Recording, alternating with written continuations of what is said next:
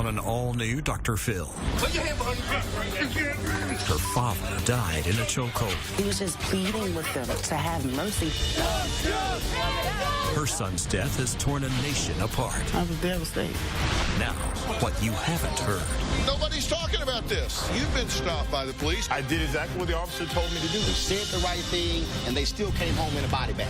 It makes people feel their lives are worth nothing. We have a right to be safe. Don't fight the police. But the police are also dead wrong. If you put hands on a police officer, there's going to be repercussions. They survived a run-in with law enforcement. We tried to de-escalate the situation. You could have been shot and killed in that restaurant. I raised my boys with a mindset of do what you need to do to get home safely.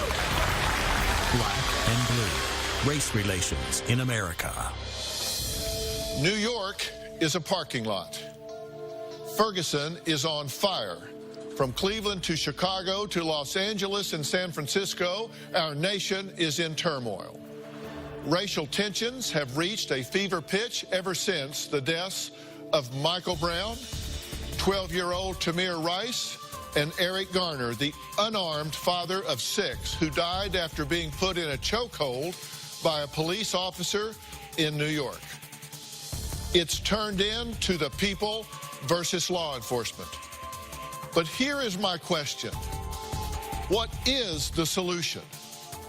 Instead of sitting back and complaining, I want to take this conversation beyond what you've been seeing on the news. We've all been saturated by these images. The deadly confrontation caught on tape. A man thrown to the ground tries to tell arresting officers he's in trouble right before he dies. 43-year-old Eric Garner was taken to the pavement by a police officer using a chokehold, long banned by the NYPD. Sometimes the use of force is necessary, but it's never pretty to watch. Cause of death, homicide. That is the ruling today from the medical examiner in the death of Eric Garner. Report states Garner died of compression of neck, compression of chest, and prone positioning during physical restraint. A grand jury in Staten Island has come back and decided against an indictment. Hundreds of protesters flood the streets of Manhattan, angry over the grand jury decision. All across the city, they march. The justice system is broken. Now to another police shooting, this one in Cleveland. A 12-year-old boy with a plastic pellet gun prompts a 911 call to police. The guy keeps pulling it in out. It's probably fake, but you know what? He's scared. Police say when they got to the scene, they saw 12-year-old Tamir Rice with a gun in his waistband. The officer shot him in the torso before Tamir could ever touch his gun. There's the cop who shot and killed Tamir Rice. He had only 3 months of experience on Cleveland streets. Protesters moved through downtown Cleveland, blocked streets, and staged die-ins. Rice's family said it is our belief that this situation could have been avoided. Ferguson, Missouri is a city on edge. Saturday afternoon, Michael Brown is shot and killed on Canfield Drive. Officer Darren Wilson said Brown grabbed him and hit him during a struggle at Wilson's police car. Tension split and protests started. Police shot off tear gas to stop coordinated violence by some protesters who fired gunshots and threw Molotov cocktails. It determined that no probable cause exists to file any charge against Officer Wilson. Reaction to the grand jury's decision left destruction in the streets of Ferguson this morning. Rioting protesters are furious that Officer Darren Wilson will face no charges. Right now in downtown L.A., where demonstrators are protesting. A sea of headlights. Traffic backed up for miles. Don't bow down. We got to win. What do we want? Justice. When do we want it? Now. Whites don't have a privilege just to do what they want and not get in trouble. So what is the solution? You know, at best, I suppose it's to start a dialogue that doesn't end in gunfire, that doesn't end in death. Now, maybe we can't change what has happened, but this isn't the last time we're going to be faced with this. I want to speak with Eric Garner's family. His sister Alicia and oldest daughter Erica are joining us from New York. Alicia, Erica, first off, let me say how sorry I am for your loss. Were you guys completely shocked at this? Had there ever been any violent confrontation with law enforcement? Not at all. Eric is definitely not known to be violent, so that's why we couldn't understand why he had to be taken down so violently. He was just basically pleading with them, to have mercy, leave me alone. Like, you know, they really didn't have a real reason to bother him that day. Well, we was told that a fight had broke out and the police was called. When the police came, they just came straight to him and began to harass him. Well, when you watch that video, what do you see? I see my brother standing up for his rights. I see him telling them, you know, I did nothing wrong. You guys was called for a fight and you coming over to harass me. That's what I seen at the beginning. Then, you know, he's saying, you know, this is going to stop because you always coming around me. Every time y'all come around me, y'all want to harass me, you know, about something. He never cursed at them. He never disrespected them. So it was no need for them to use any kind of force the way they did. And, you know, once they got him here down on the ground, he's telling them, I can't breathe. Plenty of people around that could have stopped that, heard his cries. He was just trying to breathe. And him being a big guy and having asthma and laying in the position that they had him in, all his organs and lungs and everything was crushed. And it's like, how can you do this overall, to a human being? It just was no need for them all to crowd up on him like that. They could have done things in a better manner. There was no need for that officer to jump on his back the way he did. Yes. I want to add someone to this conversation. Reverend Al Sharpton. He is here now. He is the president of the National Action Network. He has been involved in both the Ferguson and the New York cases. Tell me what your take is on what's going on in these cases right now. What is this reflective of? I think it's reflective of a breakdown in how the criminal justice system responds to police with excessive force. If you look at Staten Island, where a policeman on videotape obviously chokes a man and keeps choking him, surrounded by other police, even after 11 times he says, I can't breathe. In Ferguson, it's a young man, 18 years old, unarmed, who they say has taken some cigars. And the policeman ends up in an altercation with him, shoots at him 12 times, hits him 6 times, and he's dead. And neither policeman go to trial. The only purpose of a grand jury is to establish that there's enough reasonable doubt for a jury to decide whether the police or the accused is guilty or innocent. So when both cases, you see that a grand jury, which is a secret proceeding, only the prosecutor presents, there's nobody representing the other side, both of them say, no, don't even go to trial. It makes people feel their lives are worth nothing. If these men were guilty of everything that could be alleged, neither one of those cases or situations would be, at the greatest stretch, a capital offense. But yet, in both cases, we have men that have been killed. What is broken in this situation? At best, you would have got a ticket for selling cigarettes. And if the young man took cigars, that's shoplifting. He may have gotten a ticket or may have been brought to the station house. But to talk about killing people and then act like we shouldn't even question it with a trial, I think that is what is beyond the pale with many of us that are protesting this. I mean, what are we talking about where we have a society now where police cannot be brought to trial and even questioned? That's dangerous to everyone.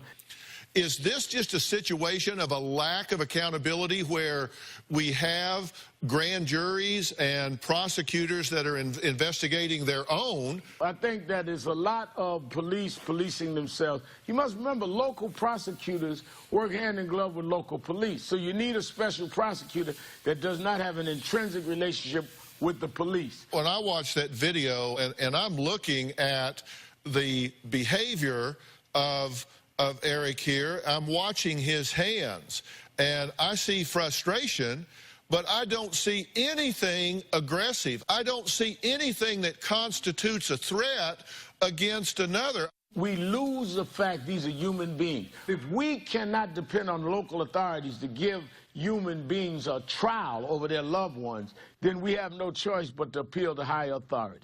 Well, Reverend Sharpton, I hear you loud and clear. Thank you so much for being here today. Coming up, the story that started it all, a young man shot and killed, and a family who feels they have yet to receive justice. Two parents who say they will get justice are now planning their son's funeral. Just a normal 18-year-old finding his way. My son didn't deserve that. Nobody's child deserves to be treated like that. Nobody's. Saturday afternoon, Ferguson, Missouri. 18-year-old Michael Brown is walking home from a convenience store. Moments later, shots ring out. The Ferguson police officer fires his gun, killing Brown. An independent autopsy determined that Michael Brown was shot at least 6 times, twice in the head. Michael Brown Sr. says the world was just getting to know his son. He's a smart kid. You know, he make you laugh. He just graduated from high school. He took my son away for nothing. On July 17th in New York City, Eric Garner, a black father of 6, was put in a chokehold by a police officer and later died from his injuries. No charges were filed against any of the police on the scene.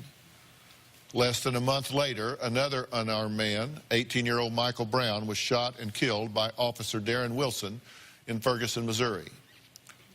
Officer Wilson was not charged. Sadly, this story is becoming all too familiar. Almost 3 years ago, Trayvon Martin was walking home from a store after buying Skittles when neighborhood watchman George Zimmerman said he feared for his life, so he shot the boy dead. He was not convicted. Today, Michael Brown's mother, Leslie, and Trayvon Martin's mother, Sabrina, join us with their attorney, Ben Crump. Eric Garner's sister, Alicia, and daughter, Erica, are also here. And Roland Martin is with us as well. He is an award-winning journalist and the host of TV One's News One Now. I'm wanting to talk about this because I feel like it gets lost in the headlines. I'm not talking about this as Dr. Phil. I'm talking about this as a father. Leslie, first let me tell you, I am so sorry for your loss. I cannot even imagine how you must feel. Right now, at this point, I'm just living, you know, day by day. There's been a lot of debate about whether or not your son attacked a police officer or not. Did your son have a history of being violent? No, not at all. Do you feel that it was reasonable for him to be shot 6 times? No, I don't think he should have been shot 1 time. When you heard that there would be no charges and that it was considered to be in the line of duty and within the scope of his authority to do so, how did you feel in that moment? I was devastated, shocked, hurt, confused. When you turned on the news and saw not only the demonstrators but the riots, how did you feel? I feel like the whole state is upset. You know, Trayvon's mother, Sabrina, is with us today. Sabrina, this had to just open this up to you all again. It just really breaks my heart to see that the country is in a crisis right now. You can't be shocked that this is still going on because you've seen this very thing happen with your own son. Absolutely. I mean, I don't think this decision really shocked a lot of people. I mean, if history it continues to repeat itself, not only do we need to change the laws, but we need to change people's mindset as well. Because if we have our young men and women that's afraid to walk home, then we definitely have a problem in this country, and we have a right to be safe. Ben, when the information came that the grand jury was not going to indict, were you surprised? Well, Dr. Phil, we know as history has taught us the prosecutor normally gets whatever outcome he wants in the grand jury. And so if the prosecutor wanted to get an indictment, he would have got an indictment. So I told Leslie, as I told so many other clients, that we have to fight to make the system be equal for our families too. Alicia, when you and Erica found out that there was nothing to be brought against the police officer there, was this a surprise? Not at all. Not at all. We knew it wasn't going to be a fair case. People have to start policing the police, point blank. Sunny Hostin is a former federal prosecutor and CNN legal analyst and host. Sunny, you don't think there should have been a grand jury impaneled in either of these cases, correct? The bottom line is that prosecutors indict cases and file charges against defendants every single day in our country without the use of a grand jury. I did it when I was a prosecutor. And let's remember that in the Zimmerman case, Angela Corey, whether you love her or hate her, she brought charges against George Zimmerman without bringing it in front of a grand jury. There's no question that prosecutors and police officers in their district work together. So to suggest that a prosecutor should be in charge of a case against police officers in his or her district is absurd. There's a conflict of interest. I mean, you're too involved, you're too close to the situation. Right. It's asking too much. You bring in somebody objective. I think that is what has led to this crisis of confidence. People do not trust those that are supposed to be serving and protecting them. Had there been a body camera on Officer Wilson, there would be a very different sentiment in our country. And we've got to have some training in terms of escalation of force. You have some sort of encounter with someone and you've got to take them down with a chokehold or shooting them. Our system is broken, but there are ways that it can be fixed. And that's why a special prosecutor, who's a career official, not an elected one, it matters. Well, Mike Brooks is a former detective and 26-year veteran of the Metropolitan Police Department in Washington, D.C. He also spent 6 years on the FBI's Joint Terrorism Task Force, and he is here. Mike, should we put cameras on the police officers? Absolutely. Every single police officer in this country should have a body camera. And remember, Rialto, California, Mike, you know this well, when they got body cameras there, not only did the number of people complaining about police brutality drop in excess of 70%, the police department, those numbers also dropped in terms of people accusing them of abuse. And so it helped the police officers and it helped the public. I think it's huge. I just think it's huge. All right, I want to say thank you to Ben and Leslie, Erica, Alicia, and Sabrina. Next, why a major athlete's Facebook post went viral, plus 2 college students in a fist fight with police, and it was all caught on tape. The police aggressively approached us. That's when the punches started flying. I do feel like I was racially profiled.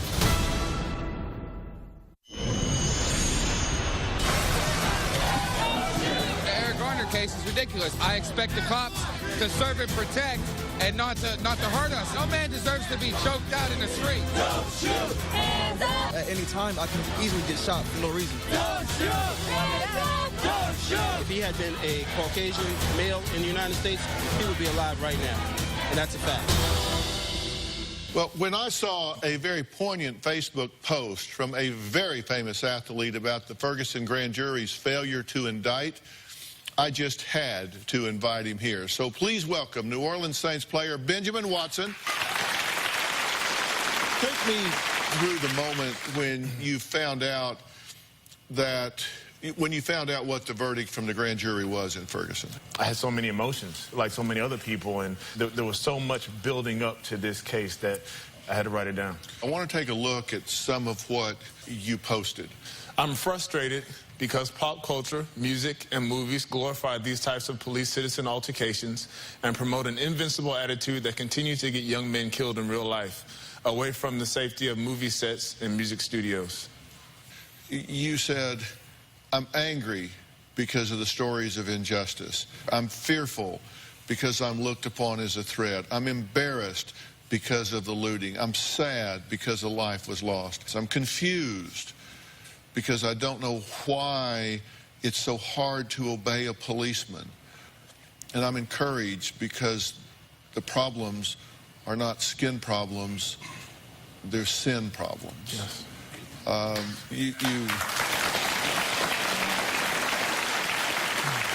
What do you think's going on?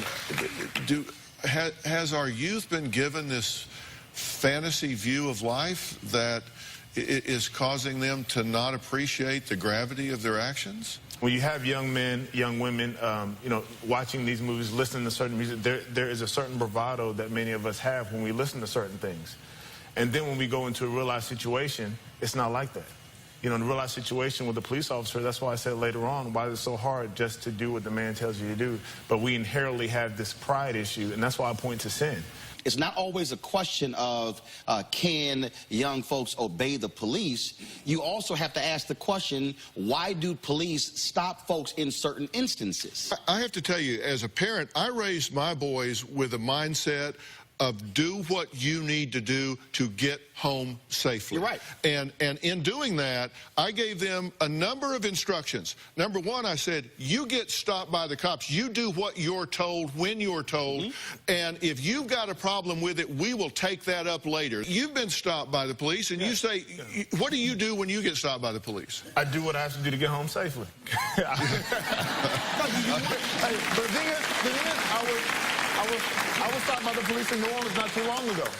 And I was driving, and they were just doing routine stops, and I rolled down the window, and I just talked to my wife about this recently. She said that there was a fear of what may happen because of the history, because of the generations of these stories that you hear. So when the window came down, she was worried. Right. I did exactly what the officer told me to do, but you still have this burden, so to speak, because you're not sure if it's going to be one of those situations. But what you do is you do exactly what you're told. You show your hands. You're respectful. But the problem is, I don't know what that cop is going to do. Because there are those examples of when folks did the right thing, they said the right thing, and they still came home in a body bag. And so, that's the problem. Okay, hang on. As a famous athlete and celebrity, Benjamin says he is always aware that he could be perceived as a threat because of his race. I wanted him to meet two brothers, Taiwan and Nabon, who say they were profiled by the police. We went to go pick up food for my mom, and the police pulled right in behind us. They immediately, aggressively approached my brother, asking him, "What did you say? I thought I heard you say something." I could tell he was looking for a fight. So my brother stepped over to talk to him, and his words were, "I'm a criminal justice major. I know every single one of my rights. Please tell me something that I did wrong." I said, "I'm in law school. Tell me one thing I've done wrong." Something about that ticked the police off. He pushed me, my hands went, and that's when the punches started flying in.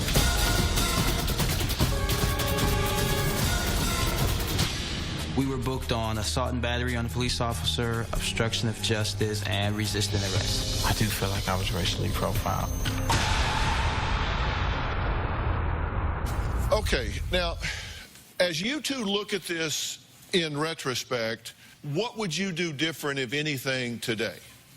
Everything that you've seen transpire in the video, it was all reactionary and it was instinctive. My first thought was to defend myself. When that first punch was thrown, I didn't see police officers. I saw regular citizens that were a threat to my safety. They say they thought they heard you say something to them and or about them as you were walking by. You say you were talking to each other. Yes. Amongst each other. Okay, so you go in the restaurant, they come in the restaurant and ask you what? What did we say to them in the parking lot? Okay, and your response was? We didn't say anything to you. We were talking to ourselves. Okay, and then they asked for what? License. Okay. ID. We asked them what did they need our ID for, because we didn't do anything wrong.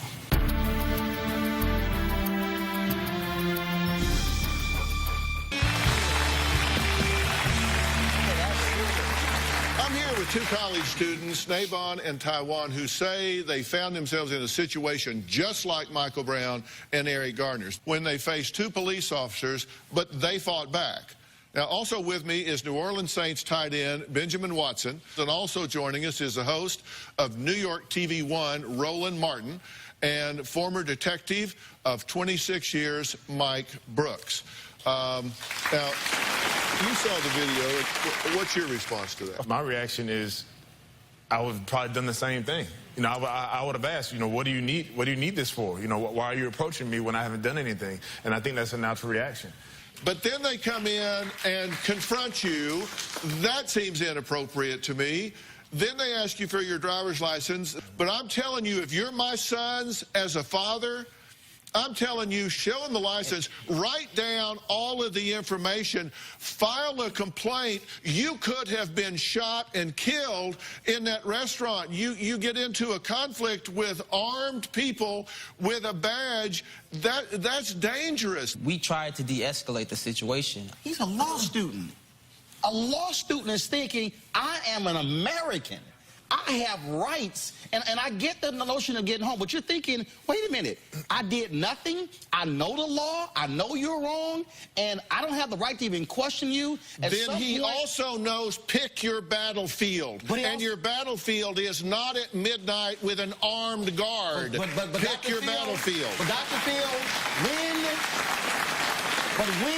you are an African-American and you are treated like a second-class citizen... But you still don't fight the police. But the police are also dead wrong, and the reality is this if they're wrong, you get their name, you get their badge number, you can get an attorney. And wait a minute. And you know what? If a cop never gets indicted, how's he going to have... If you hit a policeman, if you put hands on a police officer, there's going to be... Can I say 2 points? If you throw a punch, you are no longer a policeman. I'm defending myself. As long as you're still in uniform, if you hit me there was no question here whether he was a cop or not, right? I told him, I don't have an ID on me. I patted my pockets. I don't have an ID. Where's your badge number? But to your point, if you police officer or not, if you hit someone, you're no longer that person in that uniform. That's a well, they could be charged too if they're found at fault. Well, my line is, but if you kill everybody, you don't get charged. Okay, all right, let me stop this for just a second. I've got to say two things. Number one, I'm saying you want to pick your battlefield, and what we're seeing is that maybe there isn't a battlefield because you can file a complaint, and based on patterns, it isn't going to go anywhere. But I'm just saying... Okay, hold on. Let me finish. I'm just saying, I just don't want you young men to get hurt. That's all I'm trying to say. The second thing I want to say, Sean Payton, the coach of the New Orleans Saints, is a really good, longtime personal friend of mine. And if I don't get you out of here and on that flight, I am going to be in a lot of trouble with my friend. So we have to say goodbye to Benjamin. Benjamin, first off, thank you for making the effort to be here and to say what you've had to say.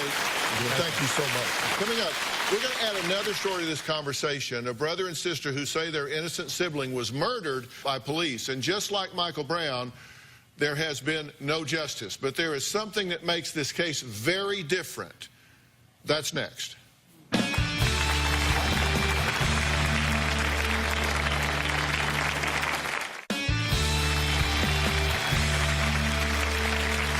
Is excessive force by police a black and white issue? Cody and Tisha say 2 days after Michael Brown's death, their innocent brother was shot and killed by police. There were no charges against the officer. They want to know why this story hasn't gotten any attention. Around 7 o'clock last night, someone called 911 about a man waving a gun. The guy flashed the gun. Where was the weapon? In his waistband. The officers were responding to a call about a man with a gun when they encountered Dylan Taylor. Salt Lake City police officer was wearing a body camera when he confronted Dylan Taylor. Officers follow Taylor, who puts his hands in front of him and turns around. Get your hands out now!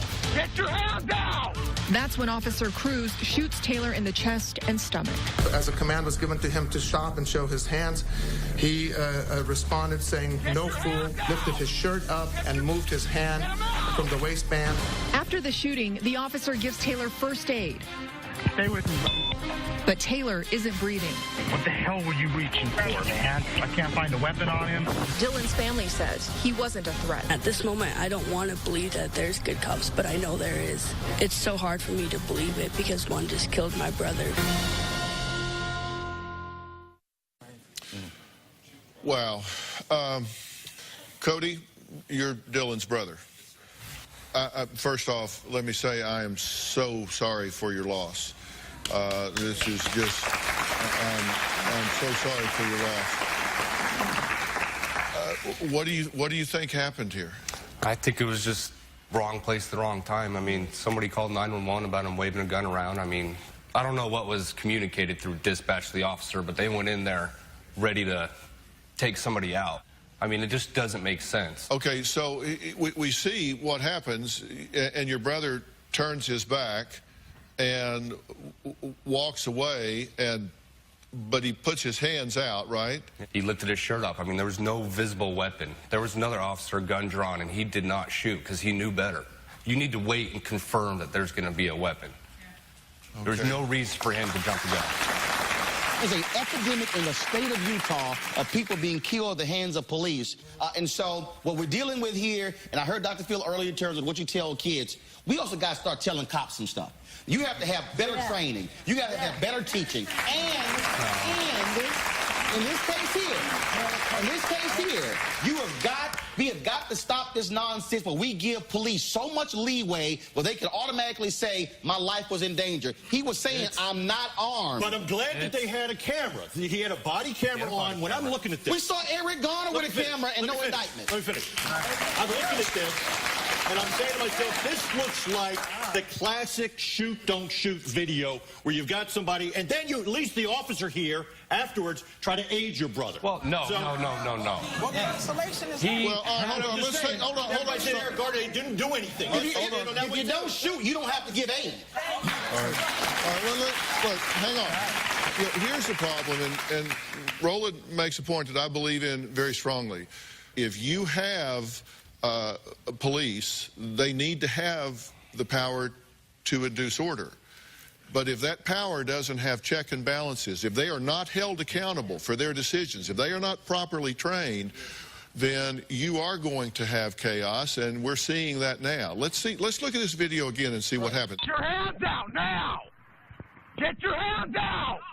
Get him out! He's doing what he thought at that particular time he had to do. It's a split-second decision, and I hope nobody in this studio ever has to make that split-second decision, because I have, and it's not a great thing to do. It's a shock when a cop is indicted.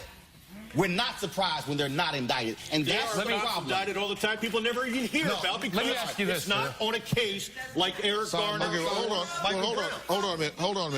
I understand what you're saying about having to act in the moment, but I'm certain that officer should have, or certainly could have been wearing body armor, could have stayed behind the police cruiser. There were all kinds of opportunities to not put himself in harm's way. But this officer was cleared? Oh, yeah. Deemed justified, 100%. When the cop who killed his brother is cleared after that video, when the cop in New York is cleared with Eric Garner, this system gives them the right, and DAs are in bed with police officers, and that's why we need to have special prosecutors. Next, what can we learn from these tragic stories so that no more lives will be unnecessarily lost? We're going to talk about that and more when we come back.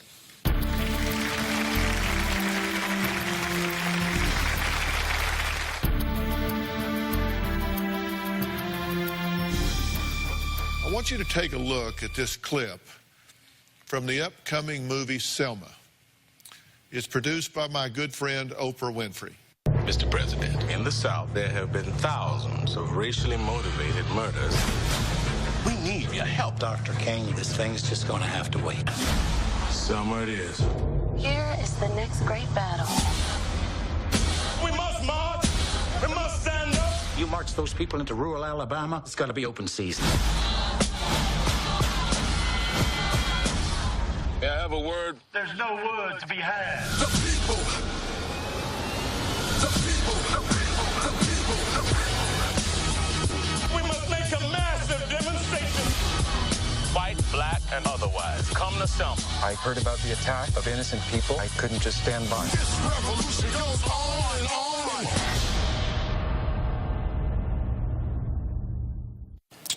50 years ago, how much have things changed?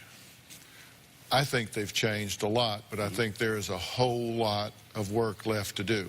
I wrote a blog about that movie in the middle of the night after watching it. And I posed a question in there that I'd like all of you to read and answer. It'll be on drphil.com. Michael Brown's pastor, Carlton Lee, of the Flood Christian Church in Ferguson, joins the conversation with us right now. Pastor, this situation is clearly broken. And one of the things that bothers me about it is that it devolved into not demonstration, but riots. Your church was burned down. What needs to happen to bring about a change? Number one, I think we need to have more uncomfortable conversations. For 120 days now, since Michael Brown Jr. was brutally murdered, there has been, in my opinion, there has been some cute conversations. We need to really have some uncomfortable conversations to begin this healing process. I told a young lady who called me after the Eric Garner decision, she was in tears, it hit me at 1 o'clock in the morning, and I said, this may sound strange to you, but America needed the Eric Garner grand jury decision to go the way it went to shake us out of our coma. Because I think people should look at the facts here, and I just want to run through a couple of things that I thought were major problems that jumped out to me about this case with regard to Officer Wilson. Number one, he admitted to washing blood off of his body. He didn't follow usual protocol when turning over a weapon. He claimed to not know about the robbery, then changed the story and said Brown fit the description of the suspect. Then I look at the actions of Chief Jackson. He waited a week to identify the officer. Why? He released a video of Brown in the store because it seemed to me that it was a smear campaign. And it was reported that he requested Officer Wilson have x-rays at the hospital. Why is the police chief requesting an officer to have x-rays unless he's trying to build a case? And the chief lied because he said the media requested the videotape, and there's no record of any Freedom of Information request from the media requesting that. So when the chief is lying for a week, the public is going, man, I can't trust you. And they didn't record the initial interview. They didn't test his gun. They didn't test it for fingerprints. If you fire a semi-automatic weapon at someone, and if you're a distance away, you're not going to have any gunshot residue on you. But they did find gunshot residue inside of Officer Wilson's car, and they also found it on Michael Brown. I got to say one more thing, and then I know we got to move on here, because this goes to the trust issue. There was a serious error of law committed by the assistant district attorney in this case, because there was an instruction given to the grand jury, and that instruction basically said that the officer had the right to shoot a suspect if they were fleeing. That was the instruction that was given to the grand jury before they heard the testimony. And later, after it was all over with, somebody came in and said, we better go in and amend the record. So they went in and put in the correct law. That's like the headline here, the correction on page 18. Right. Nobody's talking about this. Sonny, that... And I'm so glad you brought that up, because it was just a travesty of justice. And my friend Roland keeps on saying it's about trust. It's about trust. I like to say it's about a crisis in confidence. And that is what is so apparent when you look at that grand jury proceeding. It was a sham, a complete sham for those of us who are in the know. So they looked at all the evidence through this filter. Their opinions crystallized with this filter, that under the law, he had the right to shoot this man if he was fleeing. I'm sorry, that if you were in trial, that is reversible error like that. I'm not a lawyer, Don't mean to brag, but I'm not. But I'm sorry, that is reversible error.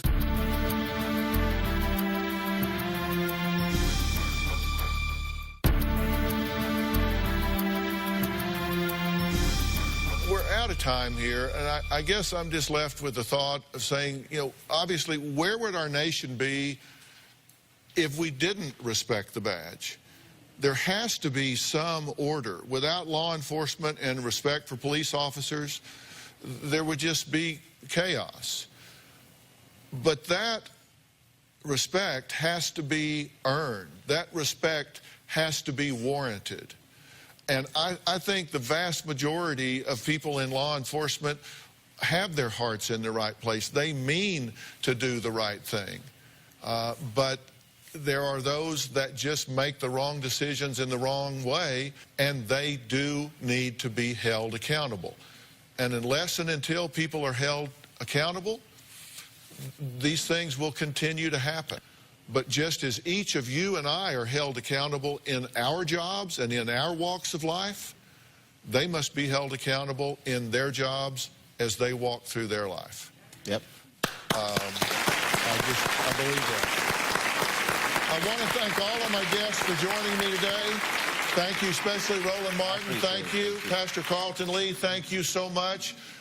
If you want to see more about today's topic, our conversation is going to continue online on drphil.com.